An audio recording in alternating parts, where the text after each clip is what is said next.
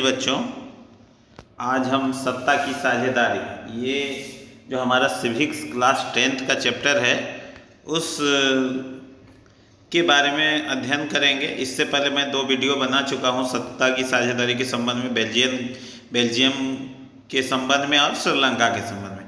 आज हम ये देखेंगे कि सत्ता की साझेदारी क्यों आवश्यक है, सत्ता की साझेदारी क्यों आवश्यक है, क्यों आवश्यक है, क्यों जरूरी है सत्ता की साझेदारी करना। ये हम देखेंगे कि आखिर सत्ता की साझेदारी हम लोग के लिए इतना इम्पोर्टेंट क्यों हो, क्या क्या आवश्यकता पड़ गई सत्ता की साझेदारी हमको करने की, इसके बारे में हम देखेंगे।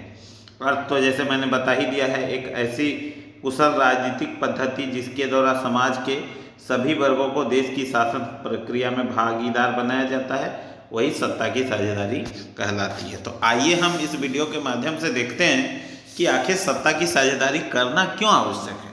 पहला, जैसे आप देख पा रहे होंगे यहाँ पॉइंट, सत्ता का बंटवारा जरूरी है क्योंकि इसमें विभिन्न सामाजिक समूहों के बीच टकराव की अंदेशा कम हो जाता है। बोल रहा है कि देखिए, हर देश में अलग अलग जाति समूह के लोग हैं, तो अगर हम सत्ता का बंटवारा करें, सभी जाति समूहों को शासन में भाग लेने का मौका दें, तो इसमें टकराव कम होता है, टकराव होने का अंदेशा कम हो जाता है।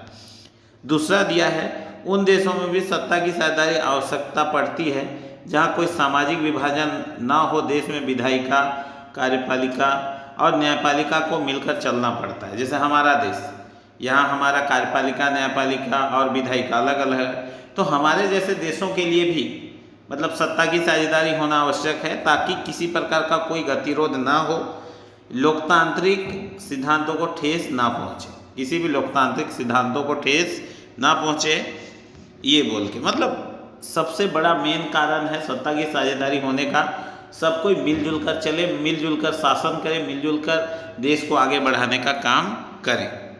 आगे दिया है, जिन देशों में क्षेत्रीय भाषाएं और जाति आधार पर विभाजन हो वहाँ सत्ता की सावेर और भी महत्व बढ़ जाता है। मतलब बोल रहा है कि जिन देशों में क्षेत्रीय भाषाएं हो, क्षेत्रीयता अधिक हो, तो वैसे जगहों में सत्ता की साझेदारी आवश्यक हो जाती है, क्योंकि अगर अलग अलग भाषा, अलग अलग जाति समूह के लोग रहते हैं, वहाँ विभाजन है, तो सत्ता का साझेदारी होना आवश्यक है ताकि सभी लोग मिलजुल कर शासन चला सके और देश की शासन व्यवस्था आगे बढ़ सके। आगे है, देखिए नीचे दिया है, सामाजिक टकराव आगे बढ़कर, यहाँ 1 मिनट, यहाँ देखिए, यहाँ लिखता है कि सामाजिक टकराव आगे बढ़कर अक्सर हिंसा, राजनीतिक अस्थिरता का रूप ले लेती है। इसलिए सत्ता में हिस्सा दे देना राजनीतिक व्यवस्था के स्थायित्व के लिए अच्छा है।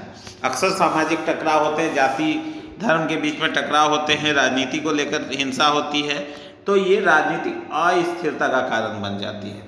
इसलिए सभी जाति वर्गों के लोगों को राजनीति में हिस्सा दे देना ही हितकर होता है, श्रेयकर होता है। अगला है, लोकतंत्र का मतलब ही होता है लोग इस शासन व्यवस्था के अंतर्गत आते हैं, उनके बीच सत्ता का बंटवारा किया जाए। इसलिए वैध सरकार वही है जिसमें भागीदारी के माध्यम से सभी समूह व्यवस्था आपस में जुड़ते हैं या जुड़ जाते हैं। कहने का मतलब लोकतंत्र मतलब जनता का शासन, और जनता का शासन तभी पॉसिबल है जब जनता बढ़ चढ़कर उस शासन व्यवस्था में सभी जाति समूह के लोग भाग लें। अगला पॉइंट दिया है, लोकतंत्र एक बुनियादी सिद्धांत है, जनता ही सारी राजनीतिक शक्तियों का स्रोत है, इसमें स्वशासन के संस्थाओं के माध्यम से शासन चलाते। सही बात है, हम जनता को चुनते हैं लोकतंत्र, सरकार को चुनते हैं लोकतंत्र में, और जनता ही संस्थाओं के माध्यम से, मंत्रियों के माध्यम से कामकाज करवाती है, तो जनता सर्वोपरि है। आगे है, शासन के विभिन्न अंग जैसे विधायिका, कार्यपालिका, न्यायपालिका के बीच सत्ता का बंटवारा रहता है। सही बात है, विधायिका का काम, जैसे हमारे देश की बात करें, सरकार के 3 प्रमुख अंग होते हैं, विधायिका, कार्यपालिका और न्यायपालिका। विधायिका का काम है विधि का, कानून का निर्माण करना, जिसे हम संसद कह सकते हैं अगर देश की बात करें। कार्यपालिका का काम है उस विधि को लागू करना, शासन व्यवस्था को अच्छे से चलाना, और न्यायपालिका का काम है देश की विधि व्यवस्था, न्याय सिद्धांत को अच्छे ढंग से लागू करना, लोगों को न्याय देने का काम करना। तो ये तीनों के बीच में कार्य का बंटवारा रहता है, तीनों के बीच में काम का बंटवारा किया हुआ रहता है। आगे दिया है, सरकार के बीच विभिन्न स्तरों पर सत्ता का बंटवारा, केंद्र सरकार, राज्य सरकार और विभिन्न सामाजिक समूहों के बीच होना चाहिए। बोला कि सत्ता का बंटवारा स्थिर शासन चलाने के लिए काफ़ी जरूरी है, चाहे वो केंद्र सरकार हो या राज्य सरकार, सबके बीच में सत्ता का बंटवारा होना आवश्यक है, ताकि जो भी सरकार हो वो अच्छे ढंग से चल सके, सरकार अस्थायी तौर से चल सके और किसी प्रकार का कोई दिक्कत ना हो। ये सारा चीज़, ये तो हो गया सत्ता की साझेदारी क्यों आवश्यक है, ये हम देख लिए कि इतना सारा कारण दिया है सत्ता का अस्थिर, मतलब सरकार को अच्छे ढंग से चलाने के लिए, मतलब सामाजिक समूहों के बीच में जो टकराव होते हैं उसको कम करने के लिए, ये सारा चीज़ है। किसी के मतलब सबको आगे बढ़ने के लिए सबको मौका देना चाहिए राजनीति में भाग लेने का, ये सारा चीज़ दिया हुआ है कि ताकि देश की शासन व्यवस्था अच्छे ढंग से चल सके, ये कारण हो गया। अब बच्चों हम आगे देखेंगे कुछ मुख्य बातें इस चैप्टर की, जिसमें आप देखेंगे कि आखिर सत्ता की साझेदारी, ये जो पार्ट है इसमें मुख्य बातें क्या क्या रही, इसको आप याद रखिए। याद रखने योग्य बातें यहाँ दिया हुआ है, याद रखने योग्य बातें। जैसे हमने जो 2 वीडियो बनाई, ये तीसरा वीडियो बन रहा है, तो उसी को हम रिव्यू करते हैं कि हमने क्या पढ़ा। बेल्जियम में देश की कुल आबादी का 59% हिस्सा फ्लेमिश में इलाके में रहता है और डच बोलता है।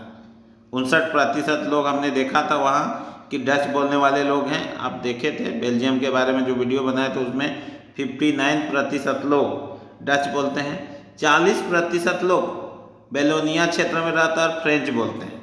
वहाँ पूरे देश की जो फ्रेंच भाषा वो 40% है। श्रीलंका में सिंहलियों की कुल संख्या 74% है। श्रीलंका में सिंहलियों की कुल संख्या जो जनसंख्या वो 74% है। श्रीलंका में 1956 में एक नया कानून लाया गया जिसमें सिंहली को राज्य भाषा घोषित कर दिया। हम लोग देखें पिछले वीडियो में कि 1956 में एक कानून लाकर सिंहली को श्रीलंका का राजभाषा घोषित कर दिया गया। 1948 में श्रीलंका स्वतंत्र राष्ट्र बना। सिंहली समुदाय के लोगों ने बहुसंख्या के आधार पर शासन पर, मतलब वहाँ श्रीलंका के शासन पर प्रभुत्व जमाना चाहा और वहाँ शासन चलाया। 1956 में कानून बनाकर सिंहली को एकमात्र राजभाषा घोषित कर दिया गया। सही बात है, हम लोग देख चुके हैं कि सिंहली को ही वहाँ राजभाषा घोषित कर दिया, जिसके कारण वहाँ के जो तमिल लोग थे वो ना खुश हो गए थे, नाराज हो गए थे। बेल्जियम ने समझदारी का परिचय दिया और अपने संविधान में संशोधन करके ऐसा प्रावधान किया कि किसी को बेगानेपन का एहसास ना हो। यहाँ जो हम लोग देखें बेल्जियम के बारे में, बेल्जियम में सभी मंत्रियों की संख्या इक्वल कर दी, चाहे डच हो या फ्रेंच हो, सबको बराबर का दर्जा दे दिया गया, चाहे वो ब्रुसेल्स हो या पूरे देश की शासन की बात हो, सभी जगह सबको इक्वल मंत्रियों का पद दे दिया गया कि इस जाति से इस भाषा के लोग इतने रहेंगे, इस भाषा मतलब बराबर था। बेल्जियम मॉडल को आदर्श मानते हुए यूरोपीय देशों ने यूरोपीय संघ का मुख्यालय ब्रुसेल्स को बनाया। यूरोपीय देशों ने देखा कि वहाँ बहुत अच्छा सरकार चल रहा है तो एक संघ बनाया जिसका नाम था यूरोपीय संघ और उसका मुख्यालय ब्रुसेल्स में रखा गया। यूरोपीय संघ का मुख्यालय ब्रुसेल्स में, याद रखेंगे आप इसको, ब्रुसेल्स में है। तीसरा अगला जो पॉइंट दिया हुआ है वो दिया है, यहाँ देखिए, लिखता है कि शासन के विभिन्न अंगों विधायिका, कार्यपालिका, न्यायपालिका के बीच सत्ता का बंटवारा क्षैतिज वितरण कहलाता। मतलब कार्यपालिका, विधायिका, न्यायपालिका के बीच जो बंटवारा किया गया है सत्ता का, उसको हम क्षैतिज वितरण कहते हैं। उच्चतर और निम्नतर स्तर की सरकारों के बीच सत्ता के बंटवारे को ऊर्ध्वाधर वितरण कहते हैं। उच्चतर और निम्नतर मतलब केंद्र सरकार और नीचे की राज्य सरकार के बीच जो सत्ता का बंटवारा किया जाता है उसको ऊर्ध्वाधर वितरण कहते हैं। तो बच्चों ये बातें जो है वो याद रखने योग्य बातें हैं, ये पूरे चैप्टर का मुख्य बिंदु है। और इससे पहले हम लोग देख चुके हैं आपका सत्ता की साझेदारी क्यों आवश्यक है उसके बारे में। तो अब अच्छा से पढ़िएगा, सुनिएगा और समझने का प्रयास कीजिएगा।